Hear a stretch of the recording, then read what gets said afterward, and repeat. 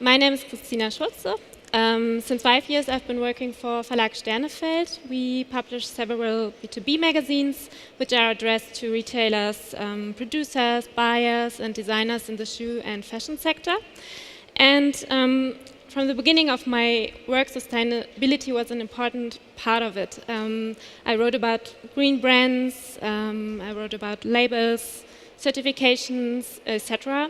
And in all these years I learned one thing: sustainability is a very complex, challenging and difficult issue, but it is an issue that is worth all the effort and commitment, and because it gives room to very innovative and modern ideas, and it is a future-oriented subject, and there are so many enthusiasts and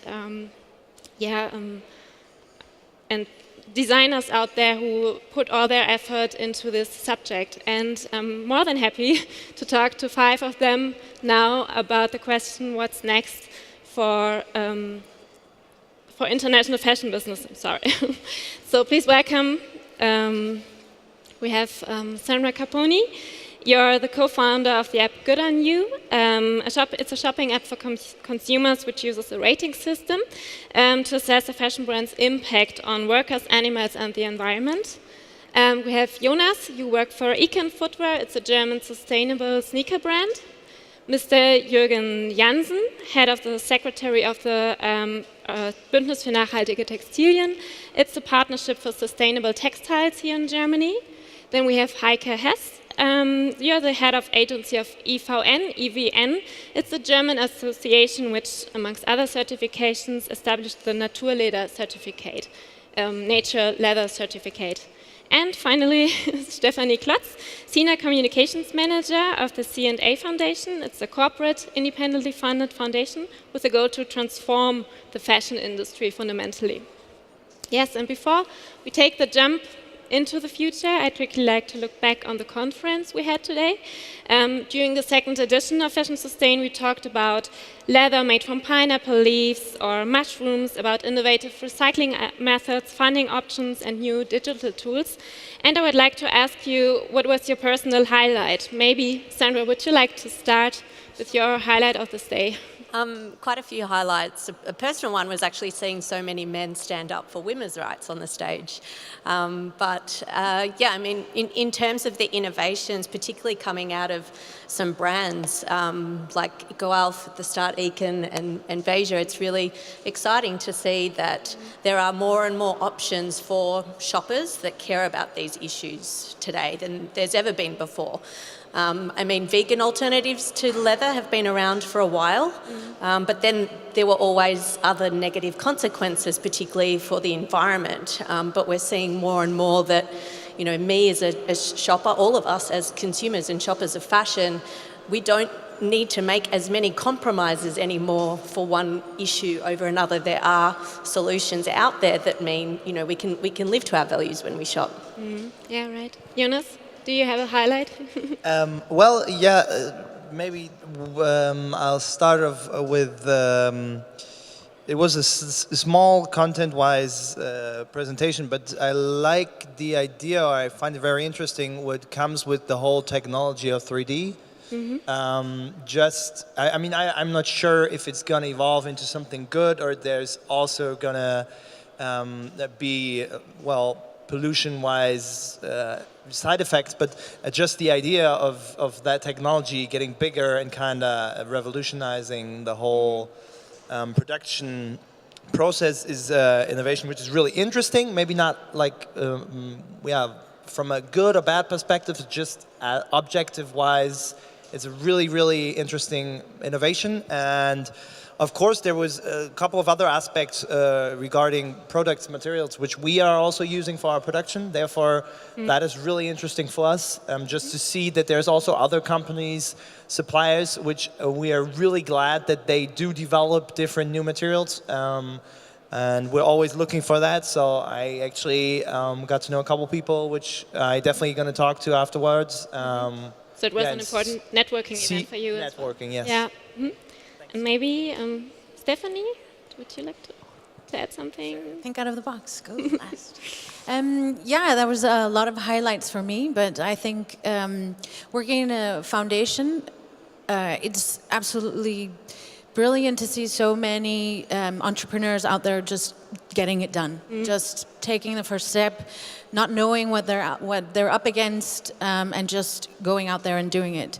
I also liked some conversations that we heard, entrepreneurs and companies sharing their challenges, and we heard some companies all up on stage really sharing the problems that they were having with rubber in the face of a question. And I think those are the conversations that need to start coming out, sharing challenges, sharing failures.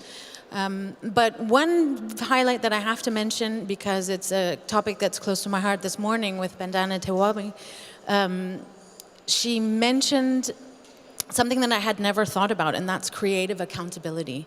And it made me think, how do we actually use transparency? That's an issue very close to CNA Foundation, and not only shed a light on information, but also on this creativity, and how do we use these two things in conjunction with one another. Yeah, right. Jonas, you mentioned the production before. And for Econ, you work with materials like vegetable tanned leather, organic cotton, but also with vegan alternatives, like microfibers made from recycled bottles or organic cork. How exactly do you catch up on new materials and innovations, and how do you select them for your brand? Well, that's one thing which I just tried to address. I mean, on events such as today, you kind of get an insight, a perfect insight, because you don't actually have to address a specific company, but you get an overview. You get a lot of people talking about what they have going on right now. So that's one thing which makes events like those really valuable for, well, for everybody who's working in this industry. On the other hand, we have production agents, which we're working closely in our factories in Portugal, which are always face-to-face with the suppliers. So the suppliers are always constantly working on new materials. So that's one way. The other way is, as I said, fairs or exhibitions like those here. And also, which we're really, really happy about, that we actually got to a point where companies who actually invent or work on new materials actually come to us and contact us and kind of present new ideas. I mean, often you start off with a raw idea and it's not completely planned or fully structured, but the thing with shoes is, you know, obviously you wear your shoe every day, you walk around, there's a lot of pressure on it, material rubs off. There's a lot of really hard requirements regarding the materials for the upper and especially for the sole. Therefore, we do a lot of testing. I mean, we do a lot of testing in-house. They do a lot of testing, the companies we work with. And yeah, we're really happy about like small, it's often small companies contacting us. There's a couple of companies coming from universities when they have research projects. And we actually are in contact with two right now, which are working on banana, like fiber from banana leaves. And yes, there's different ways we actually get to know of innovations, and we actually really try to keep that contact going to, You mentioned the banana leaves. Is there another material on the market at the moment which looks promising and future-oriented for you? We are working with our suppliers right now on a recycled garment, which uses recycled garments in a woven, to kind of produce it in a woven production way. Therefore, you don't have really much waste. It's kind of, it's a material which, if I would have to compare it to a material which is on the market right now, which is Flyknit. I mean, probably a lot of people, you heard of Flyknit, obviously, when you look at Nike. We are actually looking also for organic materials which actually kind of match the demands we have right now when you have trends looking onto all those, I mean, sock shoes or whatever you want to call them. So they are actually working on a recycled material which actually kind of can cope with materials such as Flyknit or different ones. Yeah. And do you think these materials are suitable for mass production also? One day maybe? Sometimes yes, sometimes not. For example, we tried out cork. And the thing about cork is we tried it out with belts. We also produce in the small scale belts. And we had a problem with cork, for example. But and then we stopped it and we continued with other materials. Sometimes you can't really say if it's possible to use in mass production. I mean, in general, you have the problem of the quantity you need for mass production. I mean, we use recycled plastic for our outsoles. Obviously, we would be happy if we wouldn't have to use recycled plastic, which is in the trash. Same thing with leather. If you have a leather substitute which has the exact same characteristics as leather, we would be happy to. But right now, it's waste of the meat industry. So it's kind of sometimes we start off with a material, and sometimes not even. You couldn't even use it for mass production, but for our scale right now, it works out, and it's a really good material. But we just have to see which ones we can use in a bigger scale and which ones not. Yeah, okay. So Sandra, I'd like to go on with you. As I said before, with Good On You, you developed a shopping app for consumers which uses the rating system. Yes, since we talked about shoes and leather today, in what way is the ranking of shoe and leather brands a special challenge for you compared to the brands from the textile sector? Yeah, so we know that more and more people care about the impact of fashion. So we created a rating system that makes ethical, more sustainable choices much easier. Many people here would appreciate that for leather there are specific challenges, particularly in terms of impact on the environment. The tanning process alone has huge environmental impacts. It also has impact on the health and livelihoods of workers, not to mention the obvious animal impacts. So we take all of that to consideration. The source of our ratings is actually industry data. It's industry standards and examples of best practice that we bring all together and try and make sense of it for shoppers. And yeah, it absolutely highlights that the challenges and the impacts are particularly high for leather and shoe brands that use leather. I think though the impacts are higher, there's also brands that I mentioned before that are showing that compromises don't need to be made, and there aren't challenges too big to overcome. Yes, and we saw a lot of brands here today. Exactly. And how do you ensure that users can trust the criteria you use for Good On You? Trust is really at the core of what we do. It's so important to us at Good On You, and it's actually one of the biggest problems in the industry that we are solving. More and more shoppers care, but they also don't believe what brands are saying about their ethics. So that's where we come in. They're looking to Good On You for a trusted, independent source of information. And we are squarely focused on maintaining and building that trust by, I guess, communicating the way that we brand. We publish our approach so that the public can hold us to account. We aim to work closely with the industry, with experts, with NGOs that are looking at many of these issues really closely and incorporating their expertise into our brand ratings methodology. We have a process of continual review and improvement, and we also are constantly asking our users, which are shoppers, for their feedback. Okay, yeah.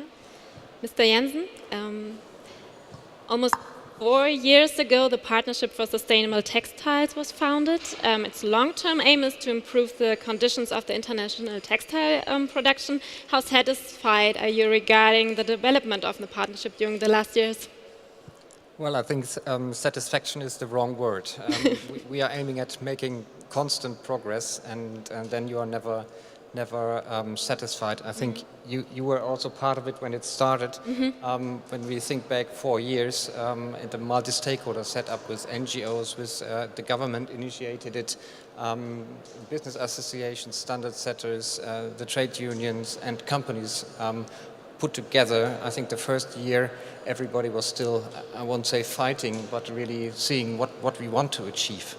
The second year, how are we going to achieve it? And the third year is the first test year where a multi-stakeholder initiative really can get the horsepower on the ground. And now we are in the 4th year, the 2nd year of implementation, where the processes somehow show that there is progress being made. But it is a tedious thing. What very much impressed me here is what you also said, that the scope for those who say it is not possible gets smaller. Yeah, there are so many innovations out there, and we in the partnership also look at process innovations. The foundation is the due diligence process, which sounds a bit boring, but being responsible for your supply chain and put this into a management process is the future way to go for big and for small companies. And then add innovation and transparency to it, and then you make progress. I know you have a focus on textiles, but maybe what do you think? What are the main differences between the textile sector and the shoe and leather industry regarding sustainability? Well, I'm not a leather expert, but knowing the wet processes and also maybe from your point of view, looking into tanning and what's and then also animal husbandry and keeping. There are, I think, gradual differences. But if you look at the industry as a whole, I don't see too many differences when you look at the mechanics of it. And the OECD, when they put out their guidance, they are not talking about the textile industry alone, but they call it the guidance for the garment and footwear sector and putting it together. So it makes a lot of sense to look at both industries together. Yeah, and do you think we might have a general partnership one day, maybe here in Germany, with all the producers from the... Yeah, Heike, would you like to go on? No. Maybe that's... well, if it makes business sense... And but do you wish we could have... And if we have... you also have to look at it, are the similarities so big that it makes sense to put footwear and garment together, then there is a business case for looking at a partnership that encompasses both. Okay, yeah. So Heike, now it's your turn. EVN created Naturleder Best, Natural Leather Best. It's a label especially for leather products with very strict guidelines. And do you think these guidelines are suitable for a wider market from your experience? Perhaps at one time. Well, no, I think, yes. I think the time will come when it will be possible, and that's what those enterprises show who are certified already. So they show that they can implement the standards and still be very successful on the market. But they are small brands and not... for the mass market, because it's quite difficult, because we still struggle with some problems, mainly with product quality, for example. So if we talk about Salvia fasteners, for example, we have to use chemicals, and we don't allow very heavy chemicals. Or if we talk about an even leather, we have to use a coating, and we don't allow this. So at the moment we're of course developing and trying to get these things done. And then I think if we don't look too much on the price of the natural leather, then yes, it will be good for the mass market. Yeah. One very difficult part of the leather productions are the raw materials. A lot of producers don't even know where the hides their suppliers' use come from. Which possibilities do you see to optimize this point of the supply chain in the future? Yes, we're back to the topic of transparency, or we had it a couple of times today, I think. It's a very important topic, I think, too, and the enterprises should start to get that on their way. And there are a couple of instruments, like we have with our quality seals, for example. We have certificates which are reached through the production chain, so that not everybody has to know right at the beginning, like the farm or the slaughterhouse, but you have they pass through their certificates through the chain, and you can follow actually the way of the product. So that would be possibly one of the solutions. If it is done well in a covered room, so that you don't have to lay open your secret actually. Yeah. So that's we solve it with a certifier. So the certifier knows what everybody exactly does, and so you can rely on what happened before. And what do you think? Should we concentrate our effort on developing substitutes for commercial leather, or should we try to optimize the circumstances under which leather is produced? Well, I wouldn't say either or. I would say and, because both have their advantages and disadvantages. And there's, if we look at the topic of sustainability at the moment, of our point of view, natural leather is better than Plastic materials? for example, plastic. Yeah. But there are so many developments going on at the moment, and so I wouldn't say the one or the other. I think both topics should be done. Yeah. Yeah. Okay. So Stephanie, the C&A Foundation aims to transform the fashion industry, mainly the textile market, fundamentally. To do that, an important principle is to form alliances with other brands and retailers. And in what way do you think is this principle future-oriented? We're a lot about collaboration and bringing stakeholders together. Collaboration is a concept that is as ancient as time. But in this industry, not so much. To borrow from a lot of the words that I've heard today, secrecy, you just said it. Somebody said this morning, why would Gucci ever disclose where their suppliers is? Somebody might want to use them. Fashion has been cloaked in secrecy for many, many decades. And so I think the idea of collaboration is quite new. And never before have we seen an industry that is now starting to have a common purpose. And I think that's where the future is. We see brands, big and small, all realizing that things have to change and starting to come together, whether that's in Bündnis or Global Fashion Agenda. Brands are beginning to form themselves around an issue that's bigger than the secrecy of where their products are made. And what kind of innovations do you expect, especially for the supply chain part of the production? I think that I'm going to have to go with transparency. And we've heard it a lot today. It's a topic that is very close to C&A Foundation. I think that transparency is going to be the game changer for this industry. And I think that we have to move forward, though, in what we understand as transparency. So right now it's brands disclosing supply chains. It's a great start.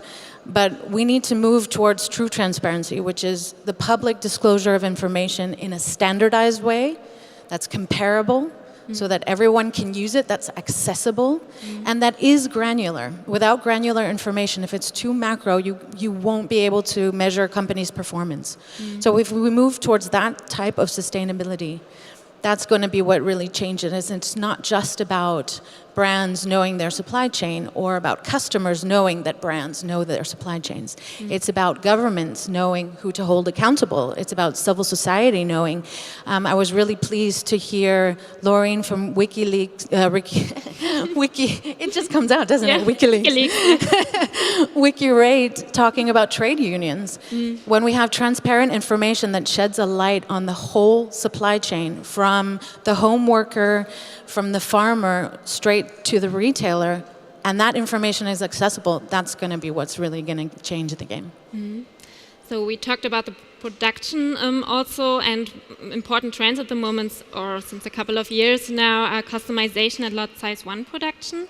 And they look very promising at the moment. And in what way are these technologies important for the future of sustainability? Maybe, Heike, would you like to mention something about it? Well, I think it will take its time to reach the mass market too, of course. And for me, the value would be a higher valuation of products for the consumers, for example, and also a larger awareness, for example, for sustainability topics. And maybe some someone else has the one or other maybe idea? Jonas? Well, I think there's good and bad aspects to it which could develop out of this. I mean, if you have customization-wise, if everybody just prints whatever they. Yeah. To come back to my, I don't know, my 3D subject, but if you end up people at home printing their own shoes, whatever, I mean, that's really futuristic, but just imaginary. Then you could end up people just consuming whatever they want and consuming more and more. So I think there could be really positive things or negative things about it, but for us, shoe-wise, the whole customization process is still at its beginning. I feel like, I mean, you can, in some cases, actually decide what colorway you want to have, that kind of stuff. And we think this whole process could develop quite fast in the next years. Also, not be yet interesting for us, but in the future, maybe. Yeah, that's...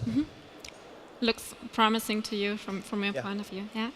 And yeah, we come to the final question now, and I would like to talk about, I would like to look into the future now.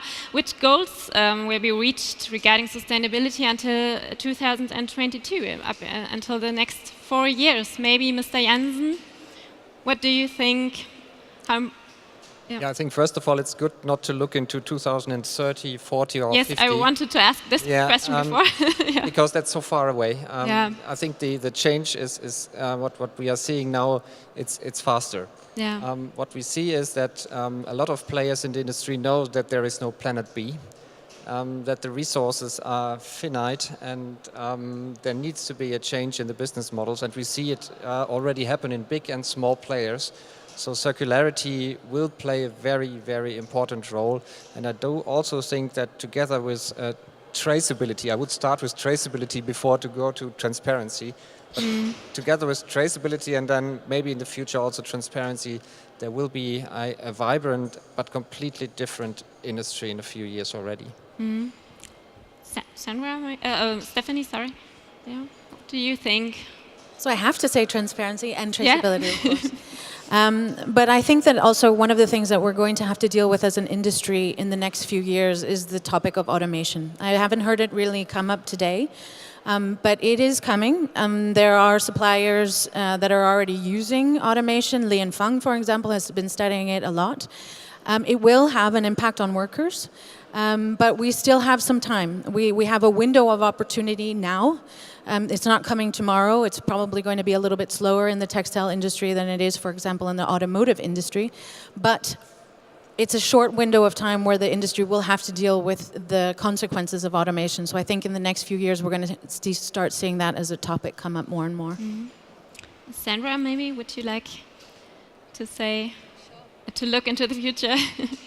Future. I'd like to think that sustainability will be the norm. I mean, even more shoppers will be aware of the issues in fashion, and even more will have access to the tools and the technology and the information to act on their care and to act on their desire to make better choices.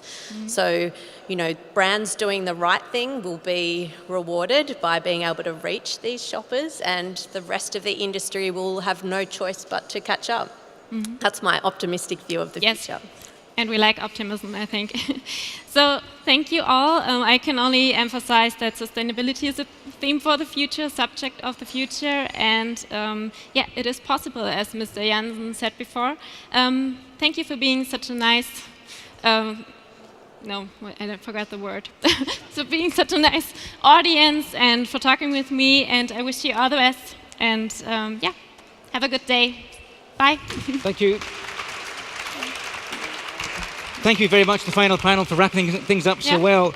I had just been noting down a few notes of my own, and in fact I came up with the 4 things that were mentioned. So my takeaway is really that traceability, transparency, circularity, becoming normality, that's what we really need to be looking towards. We are coming towards the end. Just very quickly, if you want to come to Fashion Tech tomorrow, please bring your Fashion Sustain accreditation and you'll be given a free pass for tomorrow when you arrive. We have a choice of networking now.